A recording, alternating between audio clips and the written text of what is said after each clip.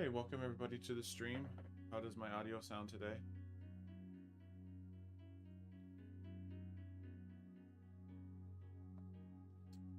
What we're going to do is look into learning C program. I know I was looking at the game programming stuff a little bit ago, and I still want to eventually look into that, but I have had on my bucket list for quite a while to learn C programming. I use C Sharp and I use Python, JavaScript, SQL, among other things in industry because you often need to get things done quickly. But along with that comes the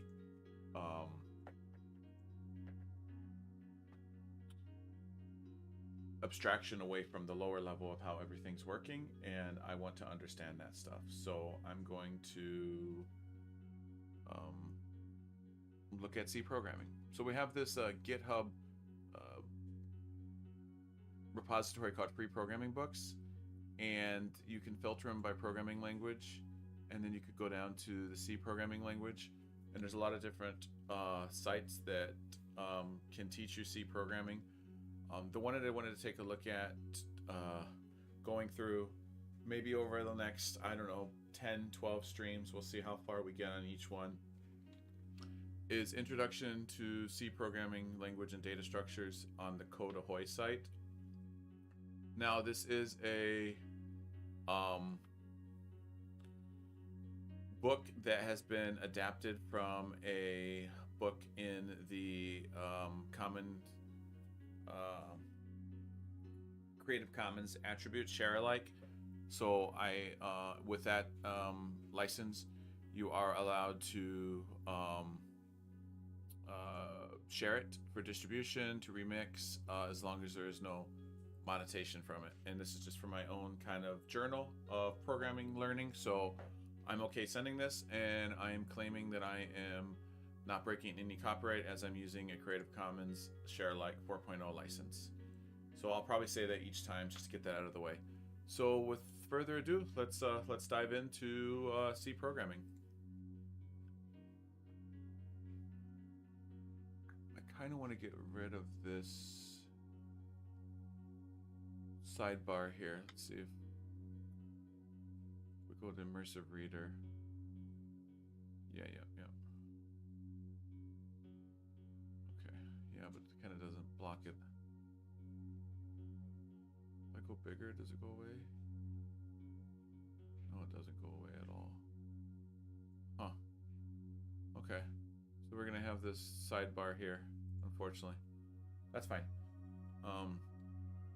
There are two purposes, of course, to teach you to program in the C programming language and to teach you how to choose, implement, and use data structures and standard programming techniques. Why should you learn to program in C? It is the de facto substandard of programming languages. C runs on everything. C lets you write programs that use very few resources. C gives you near total control over the system down to the level of pushing around individual bits with your bare hands. C imposes very few constraints on programming style, unlike higher level languages. Oh, hey Casey, how you doing, buddy? Yeah, trying out some C. C doesn't have much of an ideology. There are very few programs you can't write in C. Many of the programming languages people actually use, Visual Basic, Perl, Python, Ruby, PHP, etc., are executed by interpreters written in C or C++ an extension to C. Yeah, so that's true. And C++ as an extension to C then led to Java.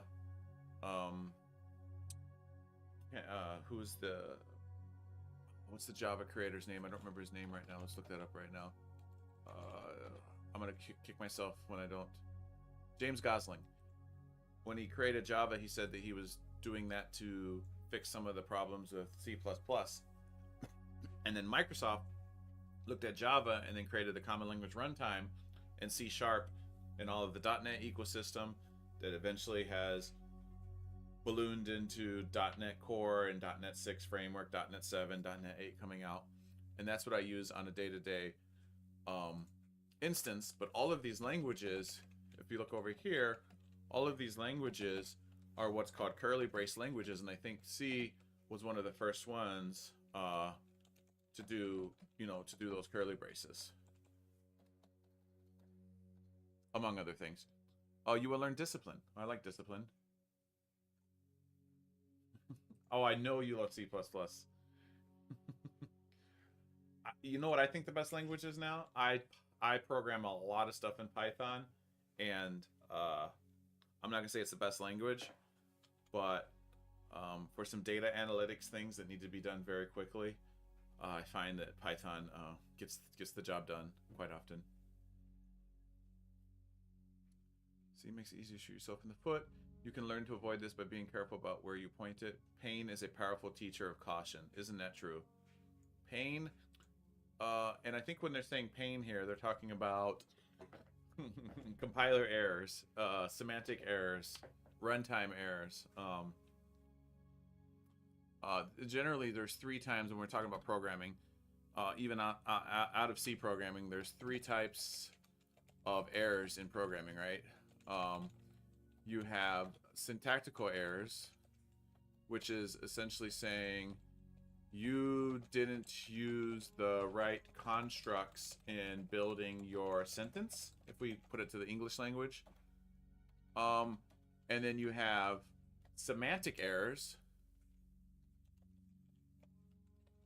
This means you didn't put things, you didn't put your constructs in the right order, kind of logically. So an example would be Jane ran blue. Syntactically, that's correct. Jane ran blue is an attribute, or is a not a what's it called, an adjective of run. Jane ran is the verb, but semantically it doesn't make sense. And then you have 3 runtime errors. And runtime errors means you logically or computationally made an error that during runtime causes an exceptional state in the program.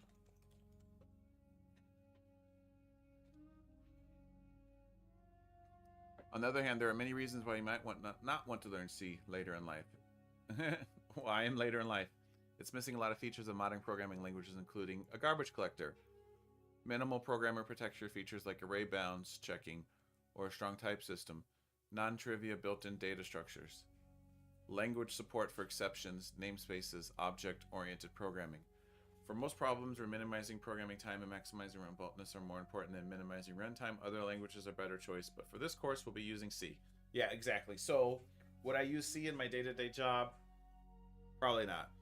Do I want to use C because I'm kind of looking at possibly getting into this movement called handmade, where you actually build up from the ground your own C base library and then do some kind of cool things in C.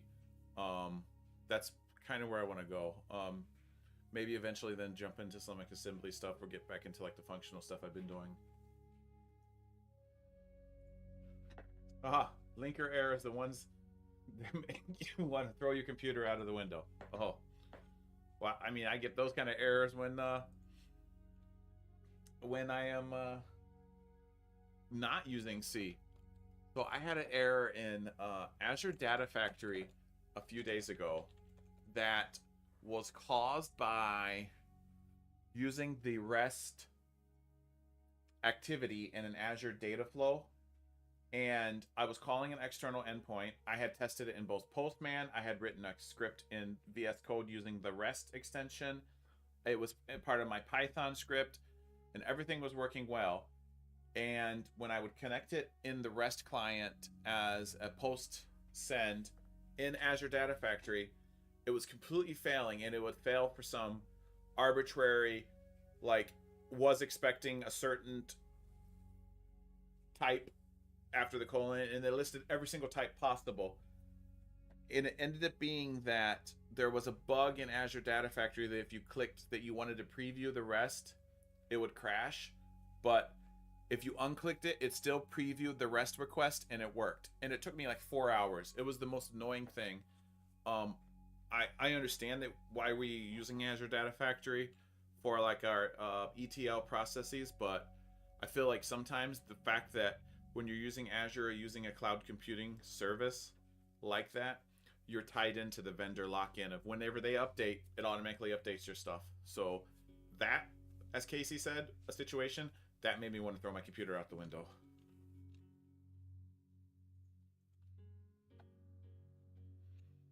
Okay. And then it's saying, why should you learn about data structures and programming techniques?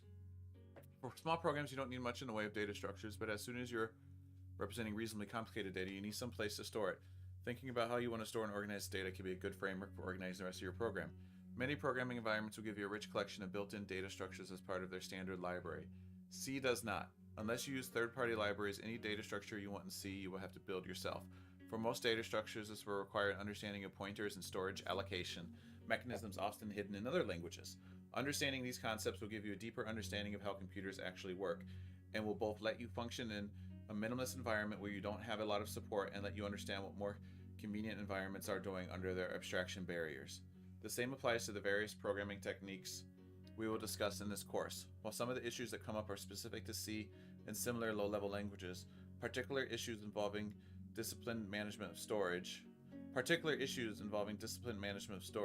some techniques will apply no matter what kinds of programs you are writing, and all will help in understanding what your computer systems are doing, even if some of the details are hidden. Okay, interesting. So these concepts are really kind of the bread and butter of why I am wanting to do this. So understanding the data structures and then the pointers and utilizing things that I've heard of, like malloc, memory allocation, and deallocation, and destructuring that I've heard of, but I've never got hands-on experience with. That's kind of the bread and butter of some of the reasons I'm doing this. Okay. Setting up your environment. Okay, so this looks like in this chapter we're just going to be setting up our environment. C is highly portable and you can run it on pretty much any system. You will need a text editor like Vim, which will run on pretty much anything, but use whatever you're comfortable with. You can also use Visual Studio Code if you want to develop.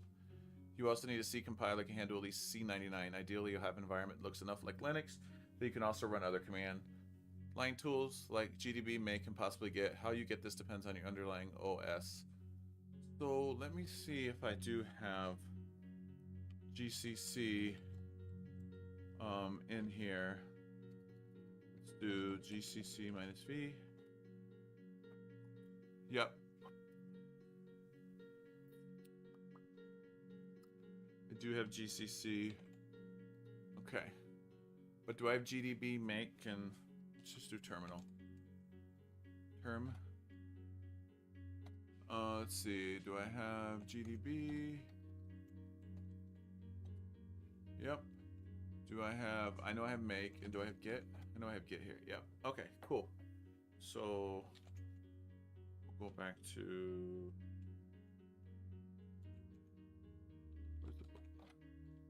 Where's the buffer? Buffer, there we go.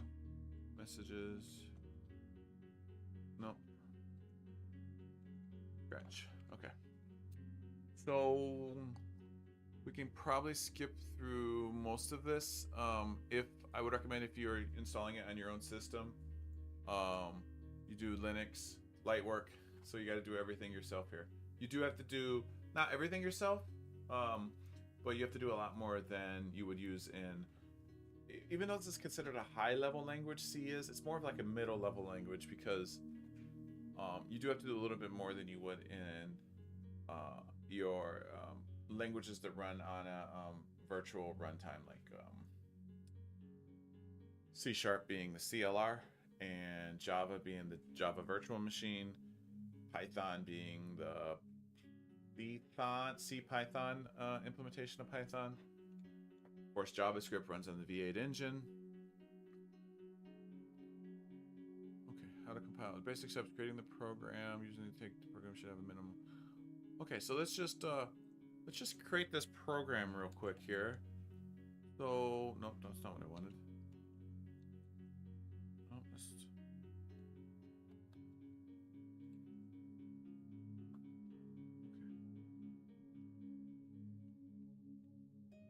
So let's do project. Wait.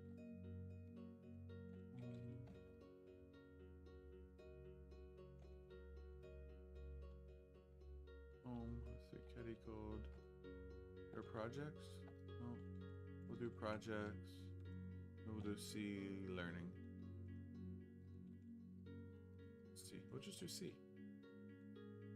And let's do C. Let's do chapter 2. Dot C.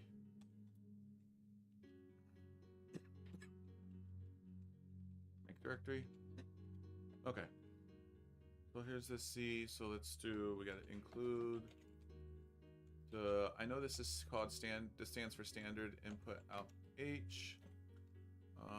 And then I think this is how you do a multi-line comment on C. Yeah, so that's just a multi-line comment. We can put that back to the one line. Print the numbers from 1 to 10. Then we int. So this is similar, right? You're taking a type. That's a type. Int argc. I think that might be the arguments char. And then if this is anything like Python, this ** argv means that you can have 1 or 0 arguments for int I. Puts. I'm not familiar with puts. I know puts is isn't put part of PHP? So did was put borrow, or did PHP borrow that from C? So this is just a standard loop. I plus plus. Yep. Oh, it wants it. Oh, I forgot it wants the style is like that. Let's see, programming. And then we're doing printf. Oh, okay. So puts is a non. Looks like it's a non. That is the pointer. Oh, the pointer is the list of args. So can't I do also? Can't I just, if I don't want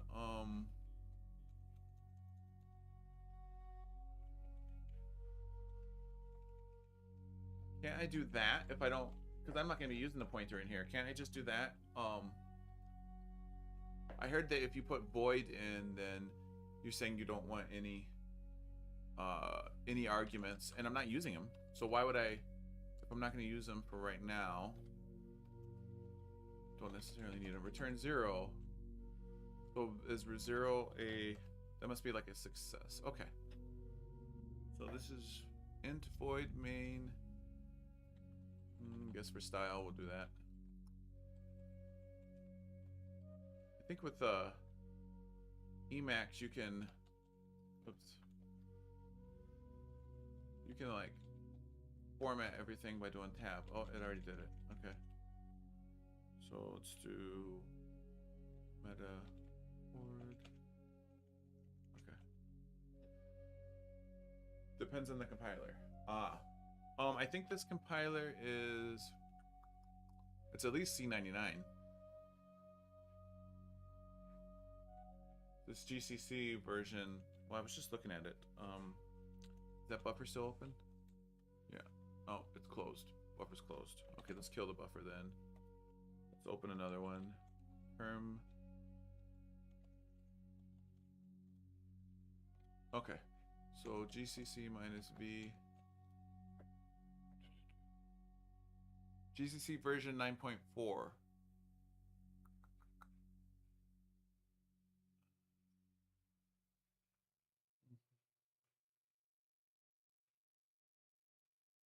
How do you tell it what standard you're using? I guess they'll get into that eventually, huh? So how do you do man? No, how do you do man 7?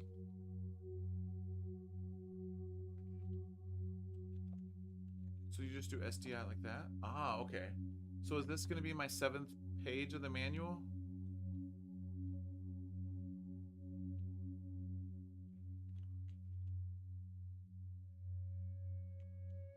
Okay, so, oh, that's 3.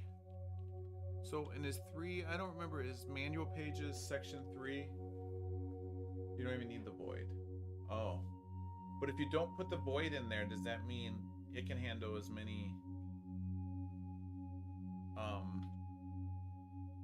it can take as many arguments, and then they might be able to do something we don't want. So does section 3 of... Section 3... You know what? I need to do man. Okay, so where's section... Oops. Why not? What happened?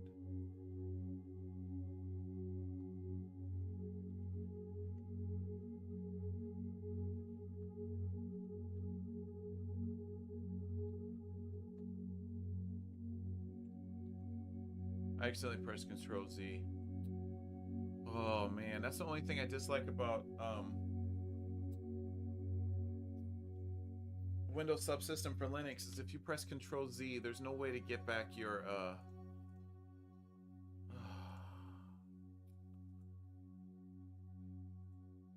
yeah, there's no... You can open another one. I thought I set this as open file location. I should have set this as client, not no, it's supposed to be opening client. Thought I set that. Very interesting. Okay, so if I open another one, will I still have my buffers? Probably not, right? Yes, I did. No. Oh.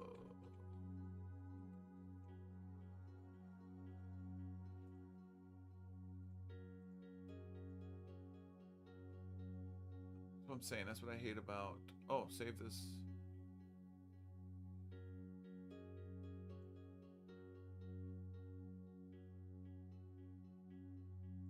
Wait, what is that? Did that do it?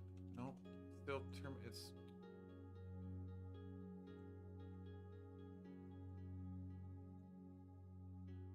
Oh, yeah. I think they're in the process of trying to fix that soon, but the way that termination signals work in Unix, Linux, it means that if you accidentally press Control Z when you're inside of that, it's not good. Okay, so let me open back up that file. Let's see. Home, Ketty code, C. Home, Ketty code. Where's C? Projects? I put it under projects? Yep, projects. C. Okay. No changes. But that's not, that's the save file, that's not the file.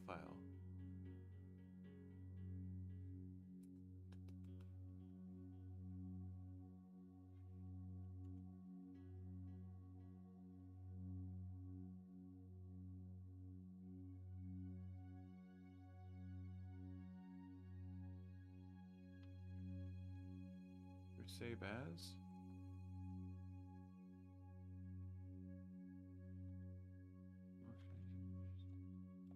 So did I lose my file?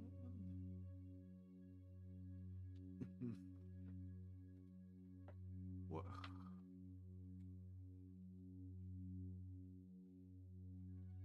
Okay, so I essentially have to... Let me copy it. I don't remember what yank is. Or kill. I might kill.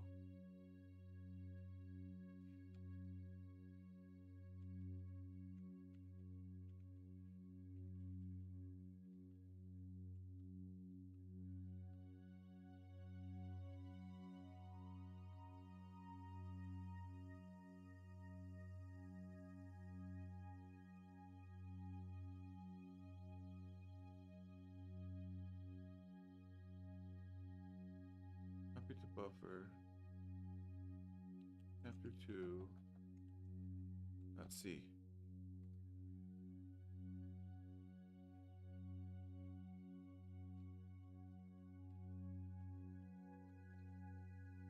lost everything. God.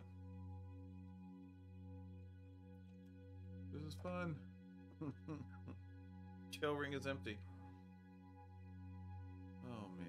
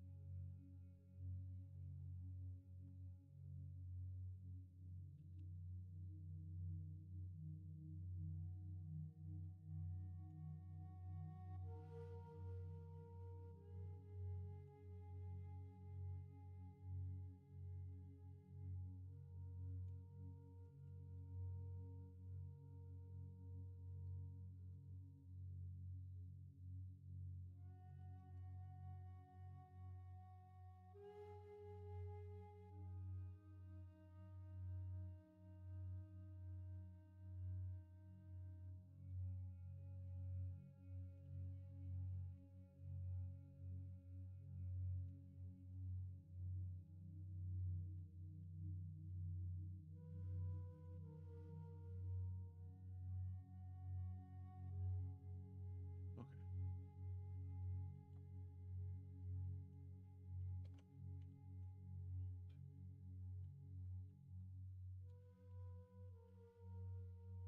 I need to relearn some Emacs stuff, looks like, because some of the stuff is becoming hard because I haven't used Emacs in a while.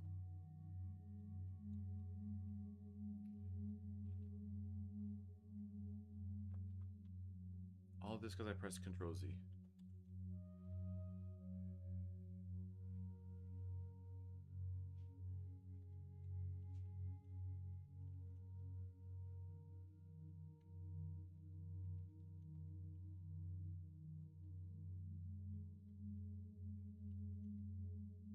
Where is it? I thought it was saved. No. Yes.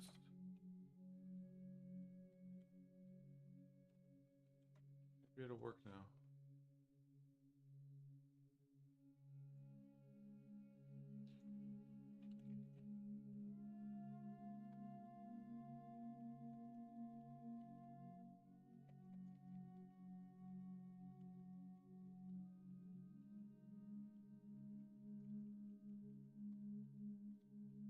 Oh, come on.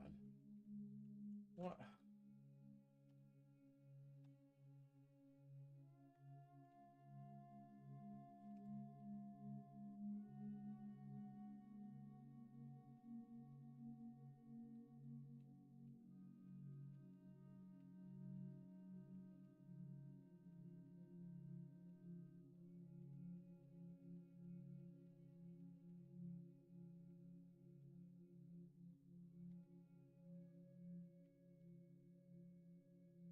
So far up with them.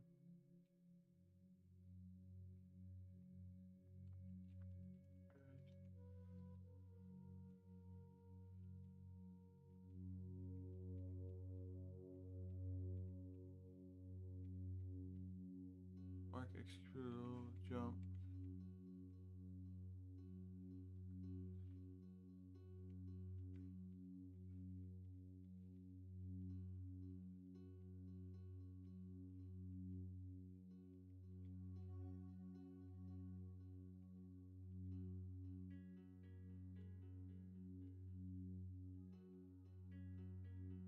Clean directory.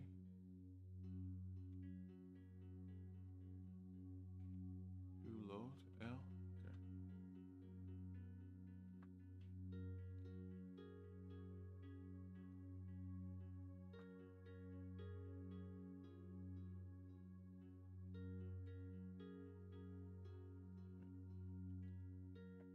Okay.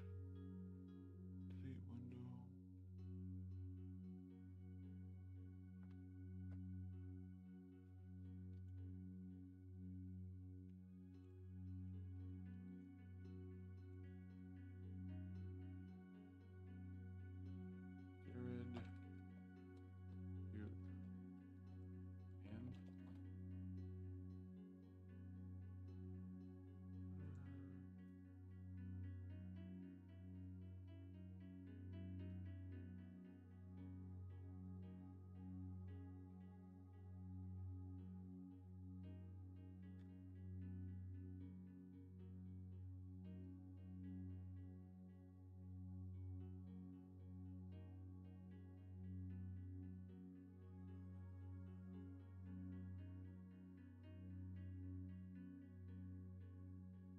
flag for deletion,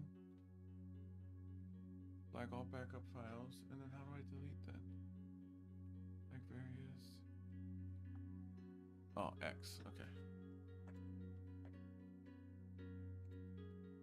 All right, this is cool. I want to save this.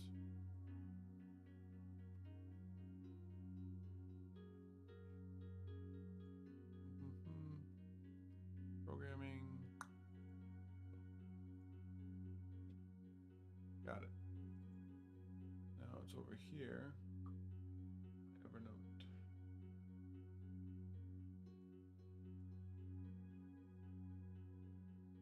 Cool. Okay. What can I make?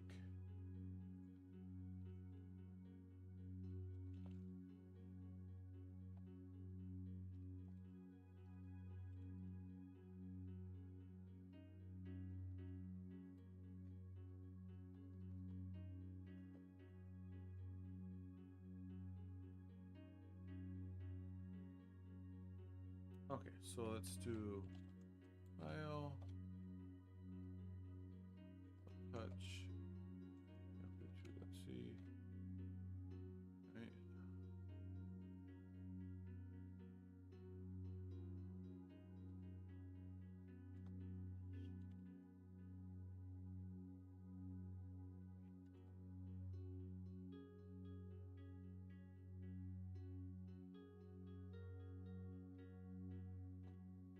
There we go. All right, let's type this again. This time we're not going to do the mess up. All right. Make it big. You know what I just need to do is remove the Z key. I'm just kidding.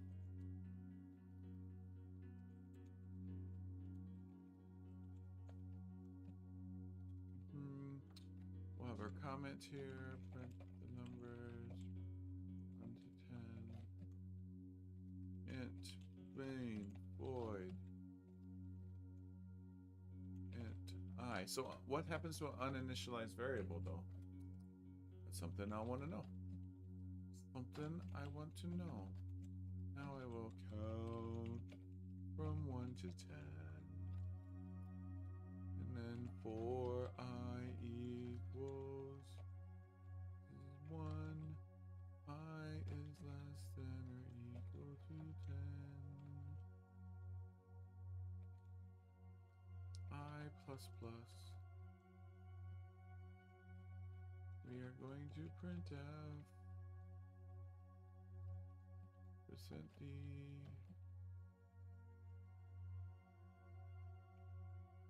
Escape. Alright, so that means we're going to print the number on each line.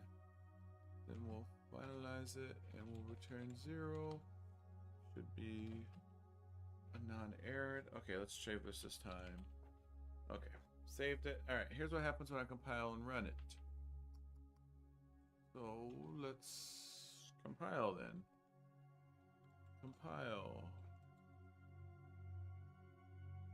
GCC G3 out count.c. No, it's not count. Out. We'll do chapter 2. Chapter 2.c.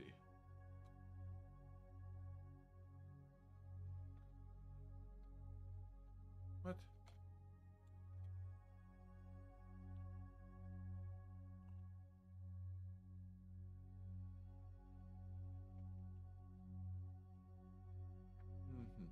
GCC G3 minus O, I think that means out.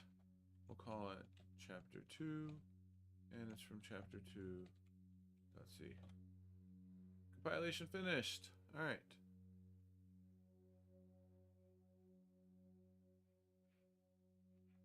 Let's go back to the other. Let's compile again. And we'll do count. I mean, chapter 2. Look at that. We got it to count from 1 to 10.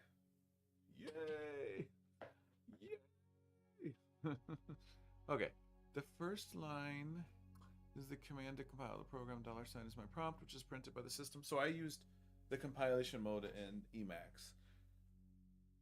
The first line is the command to compile. The $sign is my prompt, which is printed by the system to tell me it's waiting for a command. The command calls GCC with arguments. Enable maximum debugging info. Specify executable file name, otherwise defaults to an A. Count the actual executable file name and count.c, the source file to compile. This tells GCC that we should compile count C to count with maximum debugging info included in the executable file. The second line runs the output file count, calling it count is necessary because by default the shell program interprets what you type, only looks for program in certain standard system directories. To make it run a program in the current directory, we have to include the directory name. Don't worry if you don't understand everything this program does, the concepts we explain later. That was chapter 2. Let's go to chapter 3. Their chapters are quite short. There are other programming books that are on the open domain as well that I'm taking a look at possibly. There is the course book, and then there's Modern C by Jens Gudstedt. This is actually kind of cool. I do probably want to use that one after this one. We'll see. We'll see how far we get to this. I'm going to do some leak code stuff as we're doing it as well to do some practice, among other things. I can ask ChatGPT to create some practice problems as well. The Linux programming problem. This program introduces you to Linux, a Unix-like operating system called Linux. Most people run Unix with the command line interface provided by shell. Each line typed to shell tells it what program to run. The first word in the line and what arguments to give it. Remaining words, the interpretation of the arguments is up to the program. In this chapter, the shell, the Unix file system, uses command line options, stopping interrupting programs, running your own programs, redirecting input, output, text editors, and summary. Okay. I don't know if this is... that's whatever. The shell. The examples in this course assume you have Bash, the born-again shell, written by the GNU project. Other shells behave similarly for basic commands. The Unix file system. Most of what... I'm going to drag the chat closer so I can actually see it. Oh, there's chat. Oh, I can put the chat here so we can see it. What? That's kind of cool. Hey, chat. You're right there, buddy. Of course, okay. Most of what one does with Unix programs is manipulate the file system. Unix files are unstructured blobs of data whose names are given by paths consisting of a sequence of directory names separated by slashes. For example, home accounts, some users see CS223, homework, that one.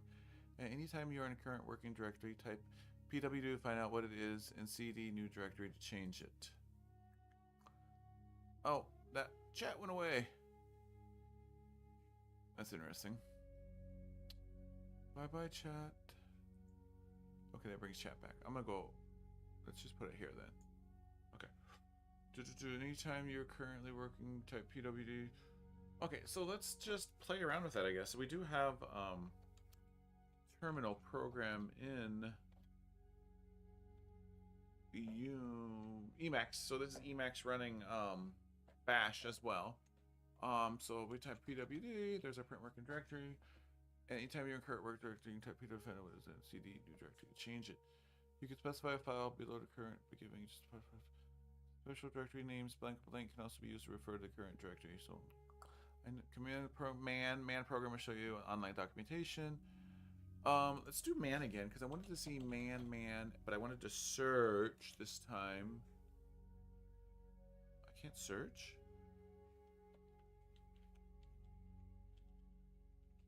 What does Control S do in that sense? It stopped again. No, it didn't.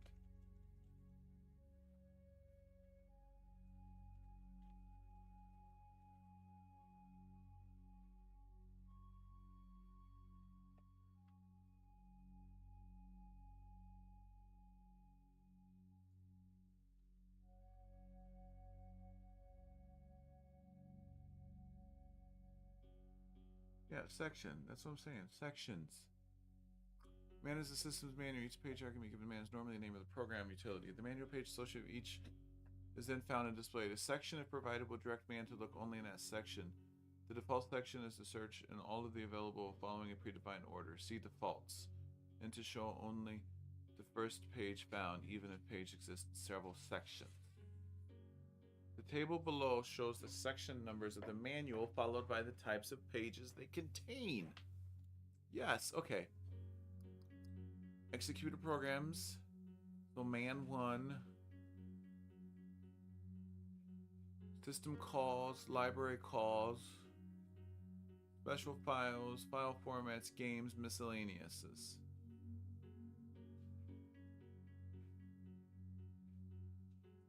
So if I do a section afterwards,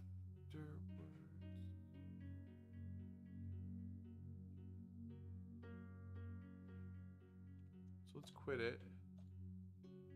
I did hit quit. It doesn't quit.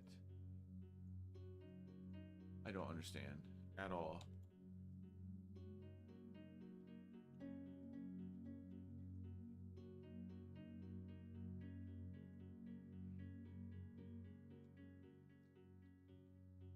Very interesting.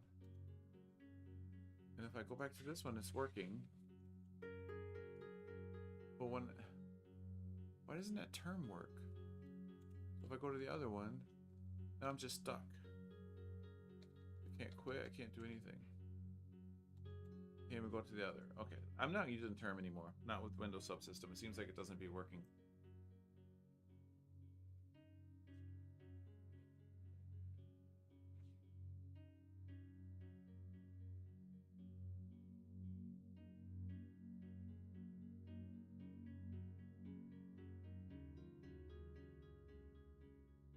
Oh, okay. I see what you're saying, Casey. Thank you.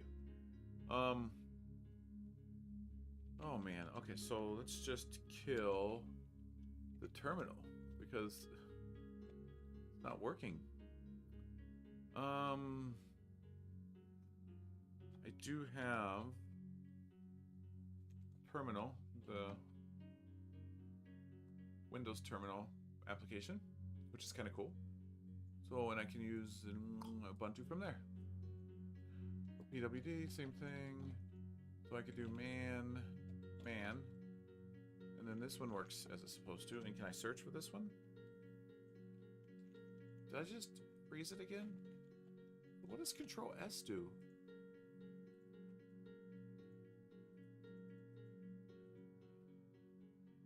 So that just froze that as well.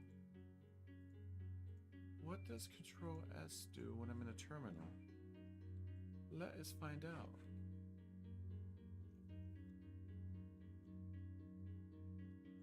Okay, describe key.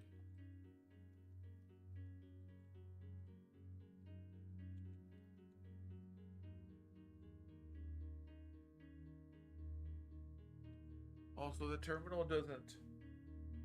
Oh, so this isn't. That's not the terminal that you can use with.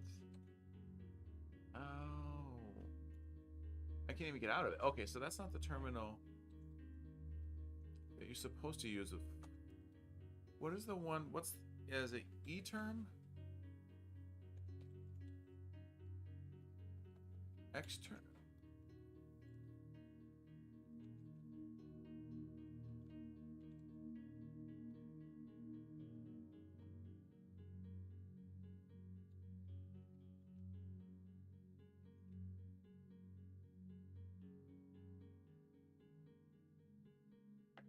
Yeah, that's what it looks like, but I didn't know that that's what terminal S did in terminal. X-term. It's called X-term, right? What is Emacs's terminal mode?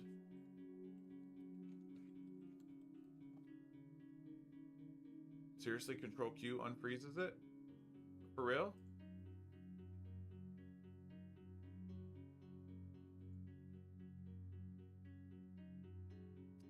Says that to run shell term, this creates terminal, which is two input modes. In line mode acts like a shell mode. In char mode is sent directly to subshell. Yeah, I need to look that up more because I think. Yeah, let me try that, Casey. I'm gonna try that in a new one here. Ubuntu. Let's do man again. I have my availability to use my commands, go up and down. Now I'm going to do Control S. I froze it. Are you saying Control Q? Unfreezing it? No way.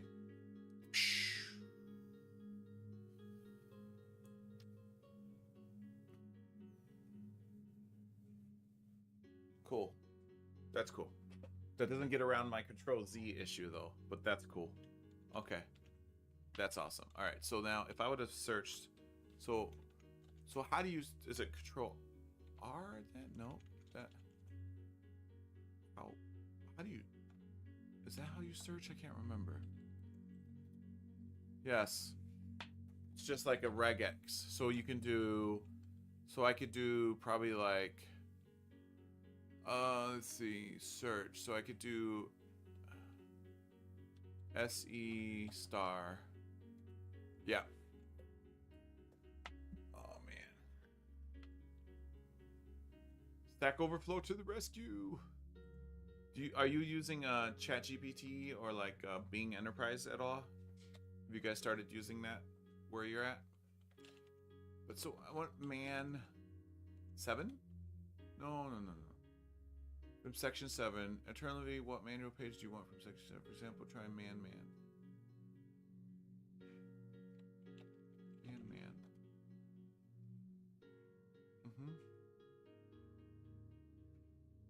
Do I have to put man options section page?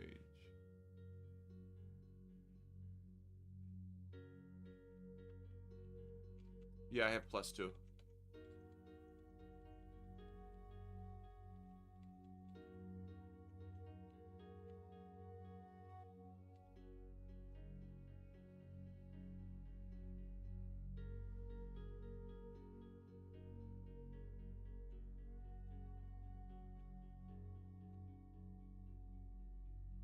Okay. What about info, man? Is there an info page for man? There is an info page for man. And then info. So info is more of the GNU. So I should be able to use. I'm not going to hit Control R. I'm not even going to try that. But yeah, I am. Yes. Look, I can use iSearch. So that means I can do Control S and do iSearch forward. So I can use the Emacs searching when I use the info pages. That's cool, I suppose.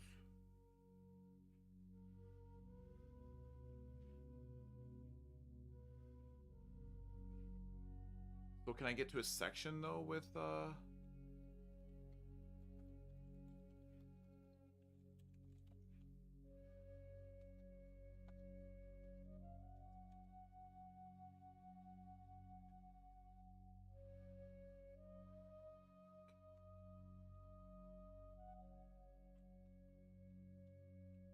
can I get to info man.7 then?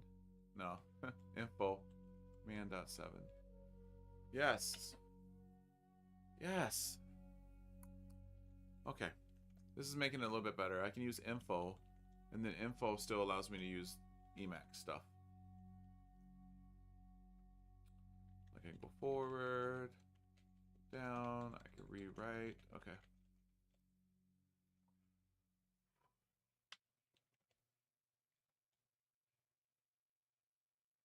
Okay, so we'll leave this here then while we're going through it. All right, so let's get through this.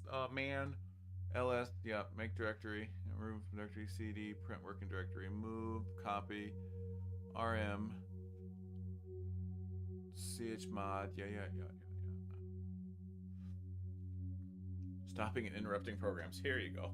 Sometimes you may have a running program that won't die.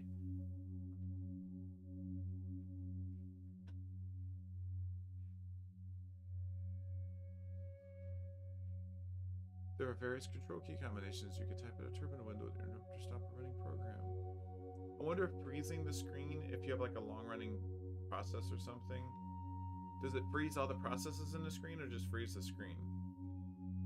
So if it doesn't, if it's just freezing the standard output, but the stream buffer, but the buffer is still processing, then yeah, I don't know.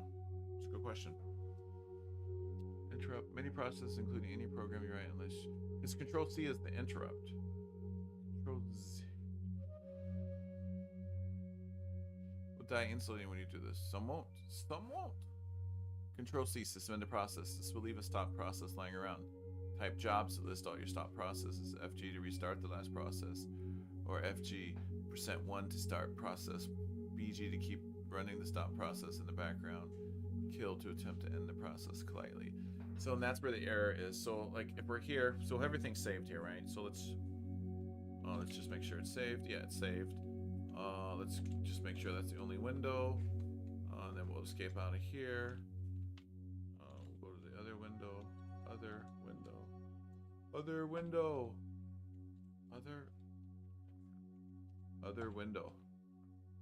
Why isn't it going to the other window? Control X, other window. There it is. Okay. And then I just want that window. Okay. And then if I hit Control Z, that closed it. It's still down here though. But I can't get it back. So even if I go to, because it's running in a different process thing kind of thing. So even if I go here and do jobs, I don't see it because it's running in a,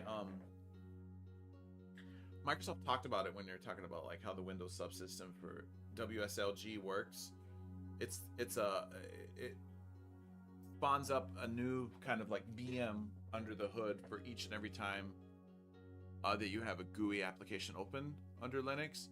So I don't see, like, even if I do sudo jobs, let's see,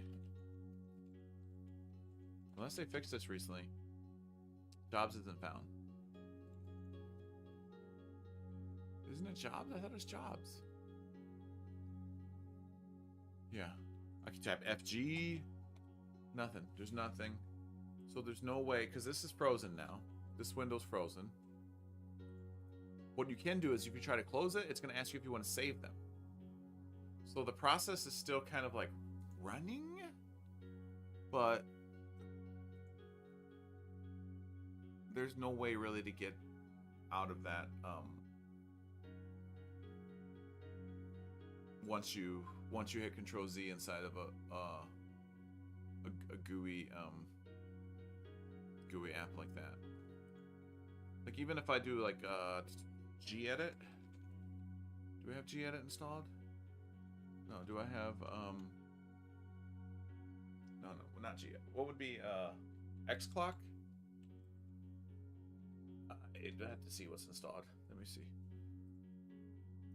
CD, let's see. CD user bin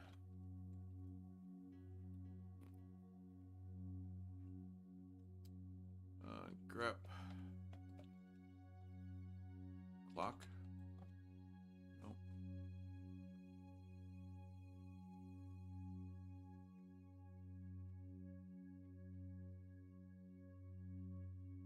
We can just do bin.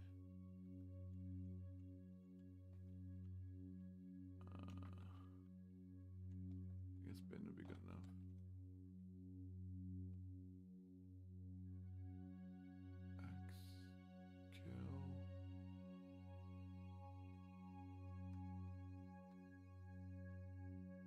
www browser.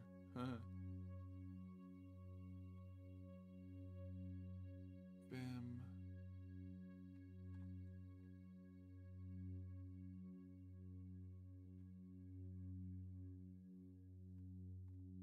Yeah, I don't have any.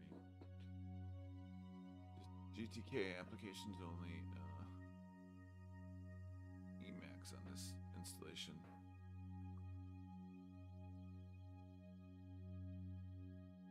Just the CPU thread for it is suspended. So if the CPU thread is suspended, the CPU thread for the UI, right, for the terminal, not the CPU thread for the process.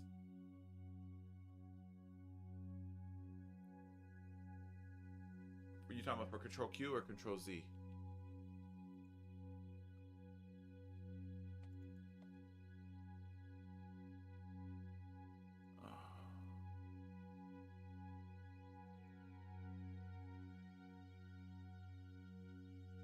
I already had it. It wasn't. It better not have been modified.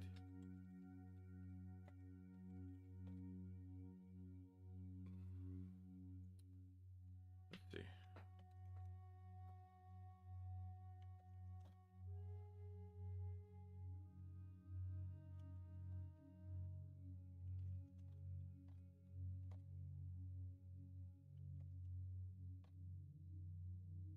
Nice. Cool. Okay.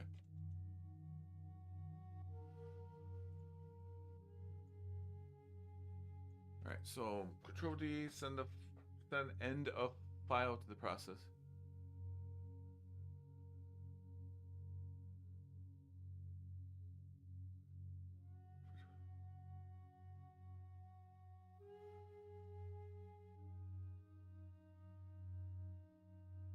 Input direction. Oh, that's kind of cool. I don't think I've tried that before. Oh, well, but there's no. How do I get the thread back? I want the thread back.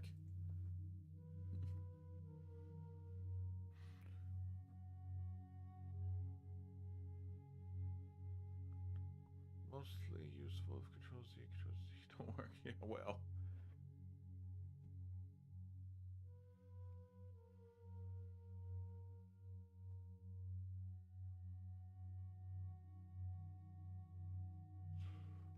I wonder if the process. So if I have jobs now, is this showing this? No, it's not even showing this. But what about PS? Do PS? No. So it's in a different. It really is in a different. Is there a Windows subsystem control center?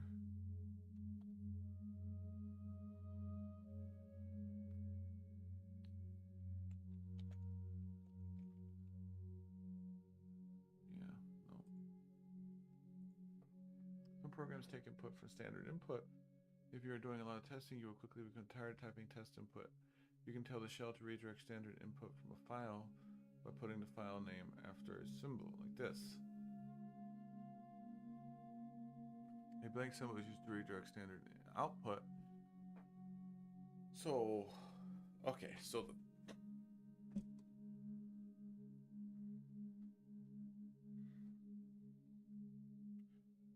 so just like in math, the alligator's eating what it wants to ingest. Okay. So greater than that symbol says that get that information from huge input file. Blank symbol is used to redirect.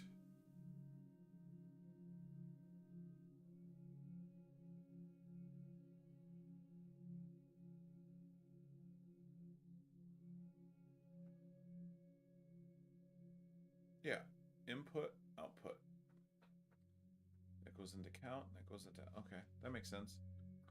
In case you don't want to read it, a useful file for both input and output is the special file dev null. As input, it looks like an empty file. As output, it eats any characters you send to it. Sensory deprivation. You can also pipe programs together connecting the output of one. Useful file input is as input, it looks like an empty file. As output, it eats any characters sent to it.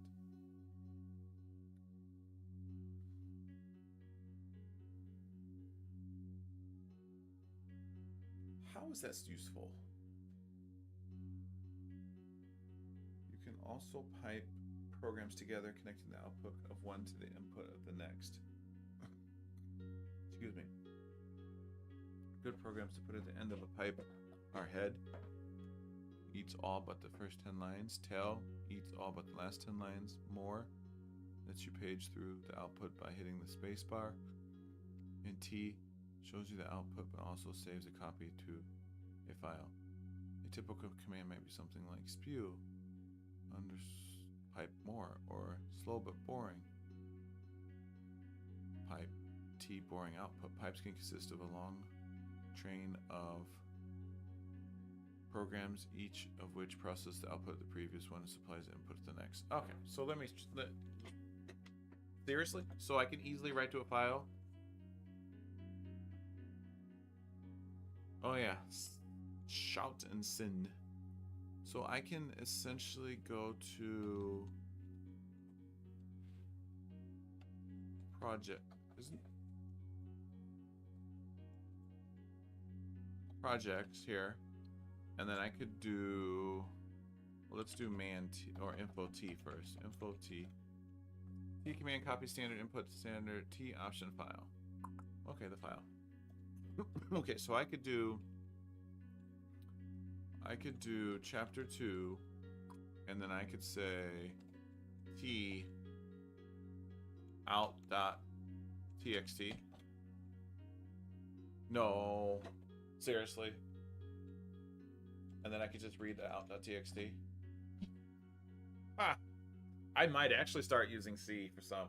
That was pretty cool. But I could do that with Python too. Probably. I didn't. That's pretty cool. That's kind of cool. Yeah, piping is nice. I knew piping was cool like that, but... So, okay, let me do another one. Let's do this. Let's do...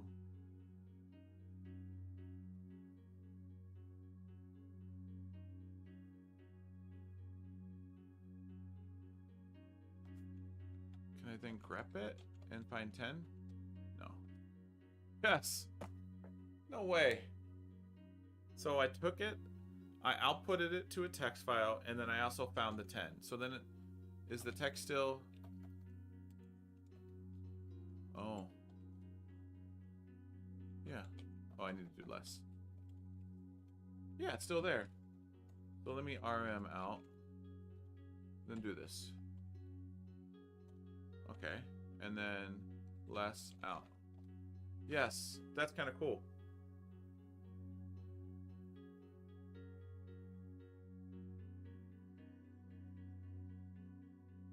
That's kind of cool. Wow, I could utilize Linux a lot more than I used to then. Oh, here's some stuff. Okay. Pipes can consist of a long train of programs, each of which processes the output of the previous one and supplies the input for the next. Typical case might be do as many experiments to sort, grab the unique. I don't know what unique does. Info. I'm sure it does unique. Writes unique lines. Prints its input lines, except that it discards all but the first. Okay, well, what about info grep? Does grep regular expressions? Yes. Regular expressions pattern matches a set of strings. So that means that I can do. I could say I want to grep only.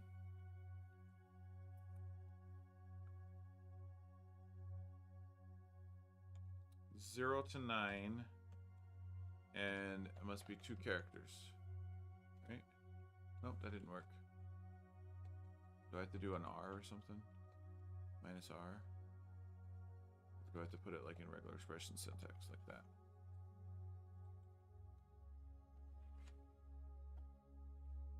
Trailing backslash. You're a trailing backslash. Info grep. Regular expression. Nope.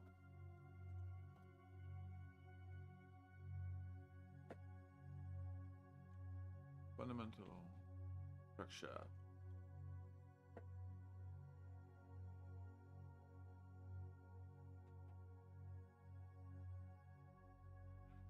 Matches exactly n times. Yeah. That's what I thought. Yeah. Okay, so... Oh, is it just in quotes?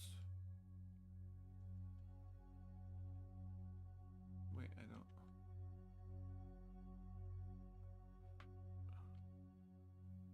No, what is that? That's a... That's a... Oh my god. That is a command. It means go to the front.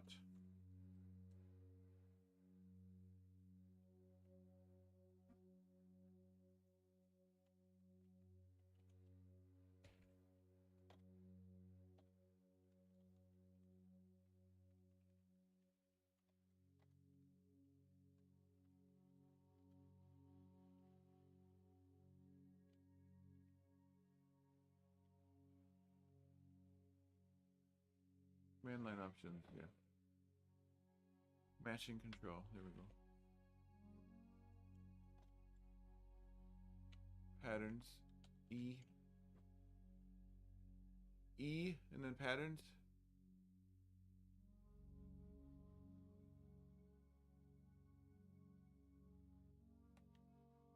Okay. So, let's just do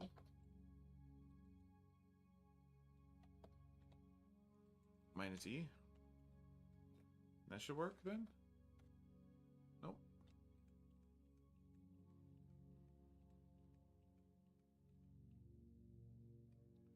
Do I have to put the pattern in, like, quotes?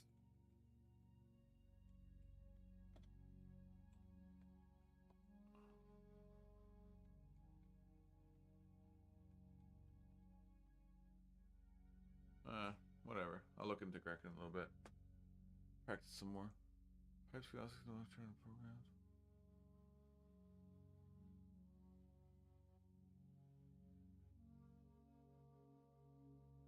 Hours of real programming. I like that.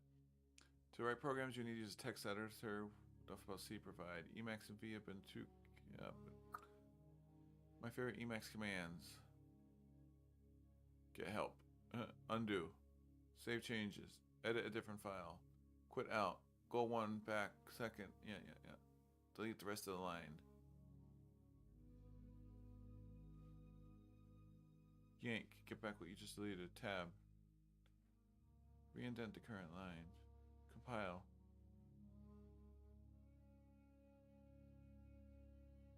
I don't like Vim. Bye Vim. Summary.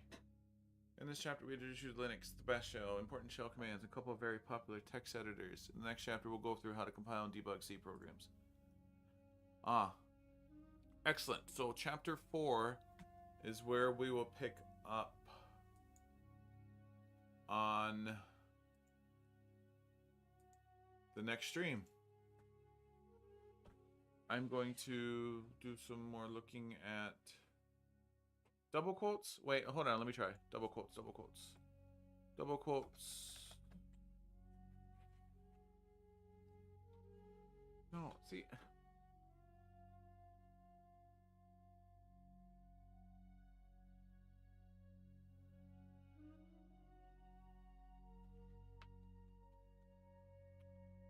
Let's look again. Maybe I'm...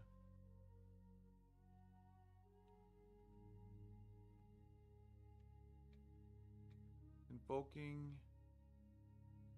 Your regular expression. Invoking... Command line options...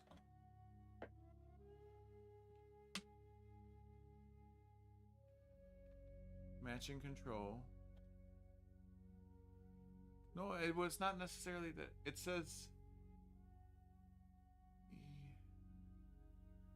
A pattern should be quoted when grep is used in a shell command.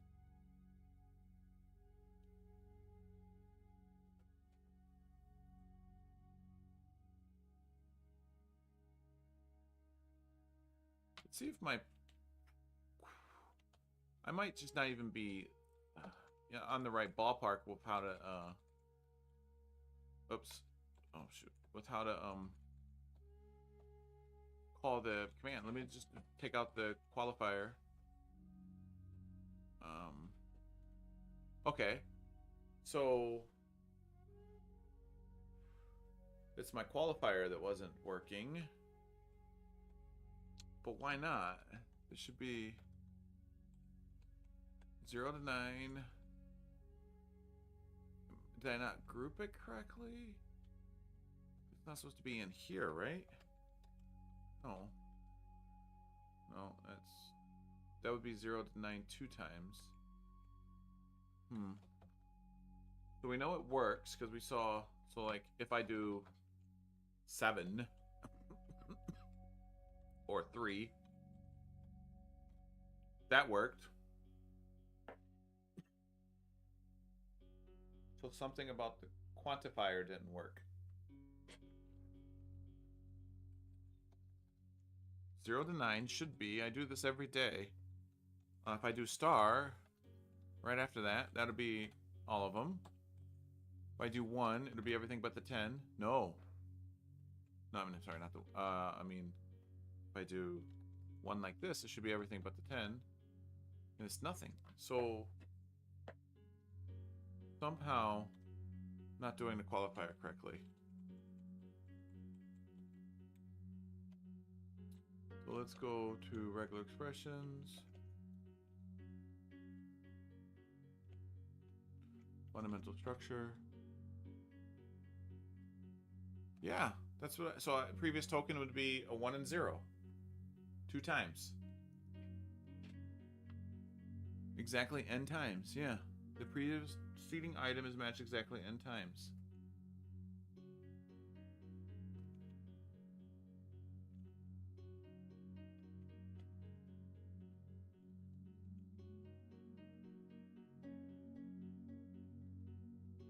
The preceding item is matched at most m times. This is the GNU extension. More than m times.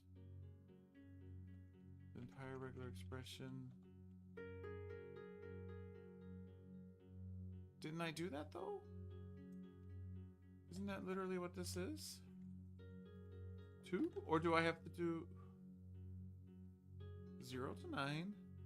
I'm just trying to get 10.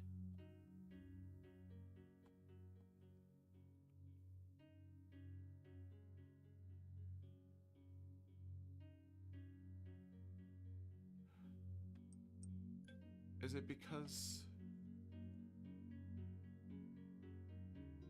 Yeah, thank you. Oh. Luckily, Regex 101, or unluckily, Regex 101 doesn't... GNU doesn't care.